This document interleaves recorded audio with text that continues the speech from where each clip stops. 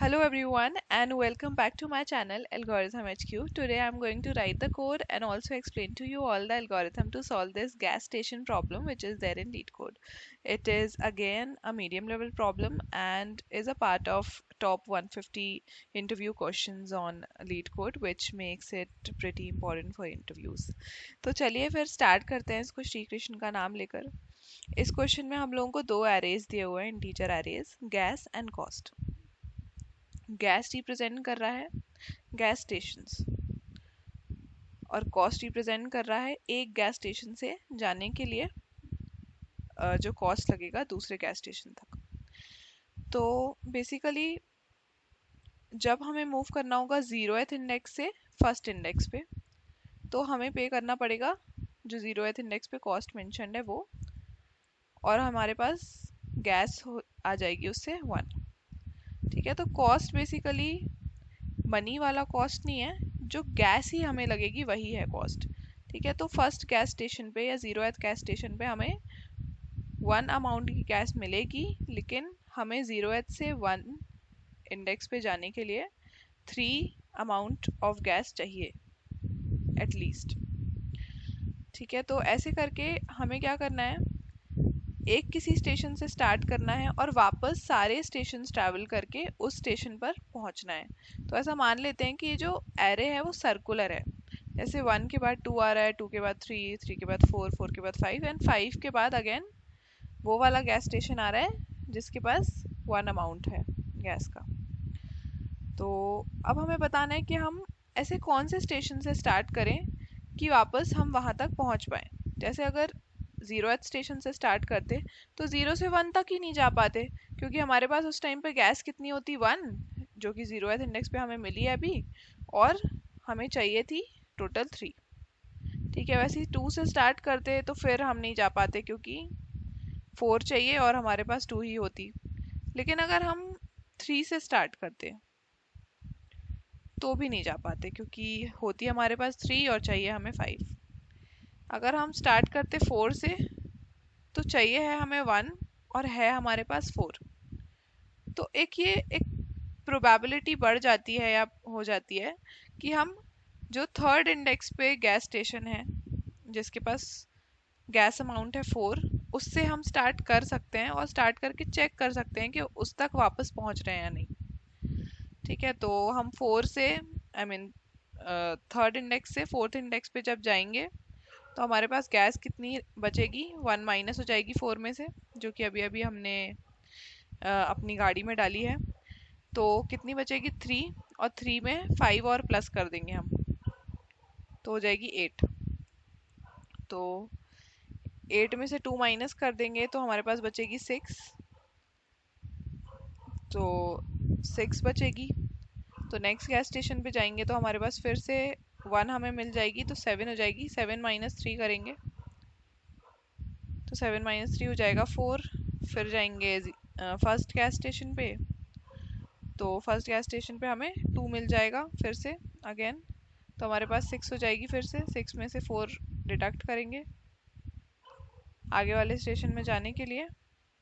आगे वाले स्टेशन में हमको फिर से 3 मिल जाएगी, दैट इज़ फिर से 5 हो जाएगी. और हमें 5 ही गैस चाहिए थी नेक्स्ट स्टेशन पे जाने के लिए, और फिर से हम उसी स्टेशन पे आ जाएंगे, that is the third index. तो इस पर्टिकुलर केस में जो हमारा आंसर होगा वो 3 होगा, क्योंकि हम थर्ड इंडेक्स से अगर शुरू करते हैं तो हम उसी इंडेक्स पे वापस से पहुंच सकते हैं पूरा कॉस्ट पे करके और गैस यूज़ करके. तो हमें बताना है कि हम ऐसा कौन से इंडेक्स से चालू करें कि हम पहुंच जाएं वापस उसी इंडेक्स पे, और अगर नहीं पहुंच पा रहे हैं तो हमें -1 रिटर्न करना है. तो एक तो सबसे पहला फैक्टर यही आ जाता है कि अगर हम एक वेरिएबल लें सम, जो कि रिप्रेजेंट करेगा टोटल कॉस्ट माइनस गैस को. ठीक है, या डिफ भी ले सकते हैं, इसको डिफ ही ले देते हैं एक्चुअली. तो अगर ये डिफ लें तो हम और कैलकुलेट करें कि जो कॉस्ट में जितनी भी वैल्यूज़ हैं उसका सम करके, गैस में जितनी भी वैल्यूज़ हैं उसका सम करके, और कॉस्ट में से गैस को डिडक्ट करें, सॉरी गैस में से कॉस्ट को डिडक्ट करें, तो अगर ये वैल्यू पॉजिटिव है या फिर ज़ीरो है तो ही हम पूरा ट्रैवल कर पाएंगे, क्योंकि हमेशा गैस जो है वो कॉस्ट से ज़्यादा होनी चाहिए। हमारे पास हमेशा उतना फ्यूल होना चाहिए जितना टोटल उस ट्रिप पे लगने वाला है, या तो उससे ज़्यादा होना चाहिए। तो फर्स्ट फैक्टर तो यही हो गया। ठीक है, अब सेकंड फैक्टर क्या होगा कि हमें हर इंडेक्स पे ये देखना है कि हमारा जो अभी तक का टोटल आ रहा है गैस, उसमें से अगर अभी हम जो कॉस्ट मांग रहा है वो अगर डिडक्ट करें तो वो नेगेटिव तो नहीं हो रहा है। ज़ीरो होगा तो भी हम चला लेंगे, बट नेगेटिव नहीं होना चाहिए। ठीक है, तो जीरोथ इंडेक्स से अगर स्टार्ट करें तो 1 - 3 इस केस में आ रहा है -2, नेगेटिव है। इस इंडेक्स से तो स्टार्ट ही नहीं कर सकते। 2 के लिए देखेंगे तो 2 -4 अगेन नेगेटिव है, स्टार्ट नहीं कर सकते। इस इंडेक्स से देखेंगे 3 -5 अगेन नेगेटिव है, स्टार्ट नहीं कर सकते। लेकिन अगर हम थर्ड इंडेक्स पे देखें 4 - 1 तो स्टार्ट हम कर सकते हैं यहाँ से। ठीक है, तो हम ये कैसे डिटरमाइन कर रहे हैं कि ये पूरा डिस्टेंस ट्रैवल कर लेगा? ये इससे कर रहे हैं हम कि जो हमारा डिफ आ रहा है वो पॉजिटिव आना चाहिए। अगर वो पॉजिटिव या फिर ज़ीरो आ रहा है, दैट मीन्स हमारे पास एक इंडेक्स पे स्टार्ट करके हम ऐसे आगे बढ़ते जाएंगे कि हमारे पास इतना फ्यूल इकट्ठा हो जाएगा कि हम आगे उस इंडेक्स पर वापस पहुंच पाए। और अगर ऐसा नहीं होता है तो जब हम आगे बढ़ेंगे और कैलकुलेट करते जाएंगे, कार्डानेज एल्गोरिथम टाइप इसमें कैलकुलेट करेंगे, जिसमें मैक्सिमम सब एरे निकालते हैं जैसे। तो जैसे ही हमारे पास एक नेगेटिव वैल्यू आती है वैसे ही हम रुक जाएंगे और ये मान लेंगे कि हमने जिस इंडेक्स से स्टार्ट किया था, भले ही उसकी जो पर्टिकुलर वैल्यू आ रही थी डिफरेंस की, गैस माइनस कॉस्ट की, वो पॉजिटिव आ रही थी, पर जैसे हम आगे बढ़े वैसे ही हमें पता चला कि एक किसी स्टेशन पे गैस हो गई है ख़त्म।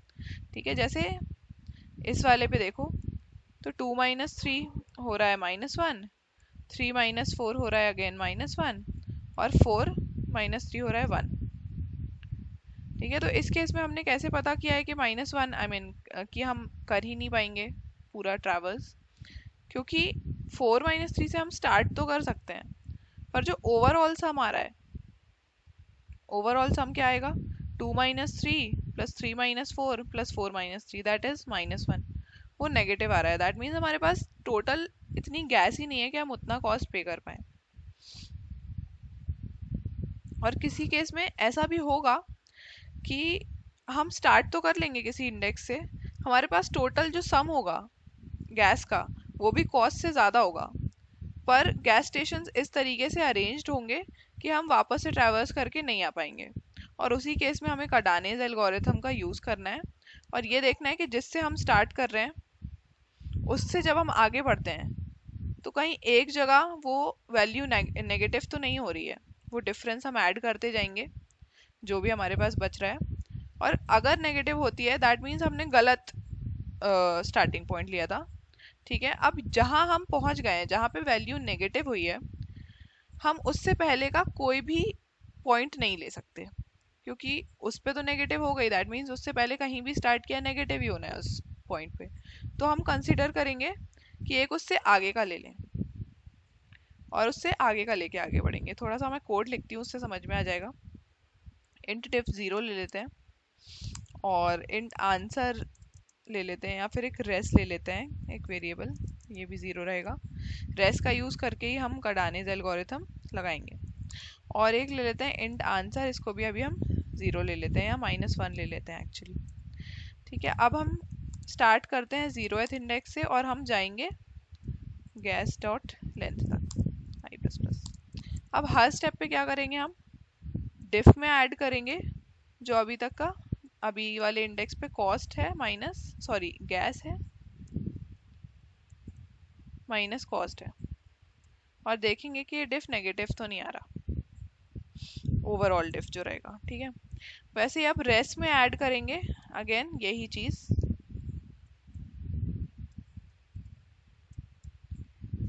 ठीक है, अब चेक करेंगे कि अगर रेस पॉजिटिव है तो ठीक है, लेकिन अगर रेस नेगेटिव है, पॉजिटिव है या जीरो है तो ठीक है, लेकिन अगर नेगेटिव है तो रेस को हम फिर से जीरो कर देंगे। और हमने अभी जो आंसर में माना हुआ था, जीरो ले लेते हैं इसको, वो हमें पता चल गया है कि वो रॉन्ग है, वहां से स्टार्ट नहीं कर सकते। तो स्टार्ट कहाँ से कर सकते हैं? आई से भी स्टार्ट नहीं कर सकते, क्योंकि आई पे भी नेगेटिव ही आया होगा, तभी तो हमने रेस को जीरो किया है। तो आंसर हम स्टार्ट करेंगे i+1 से। अब ये पूरा लूप जब चल जाएगा तो हम एक चीज हमें चेक करनी होगी कि अगर डिफरेंस नेगेटिव है तो रिटर्न -1।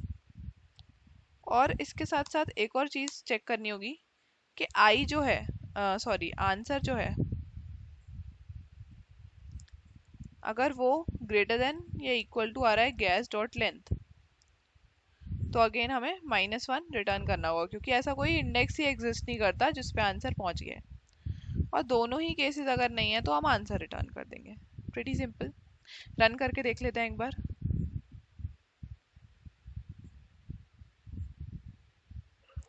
एक मिनट, इसमें आंसर आ रहा है 2। गैस आए माइनस कॉस्ट आए।